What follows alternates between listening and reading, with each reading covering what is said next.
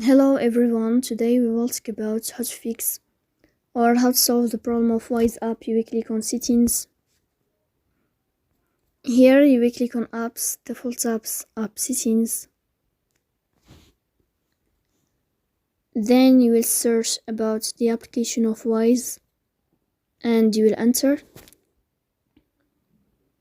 Here in this page you will click on first stop and you will click OK. Here you will enter to the window of storage.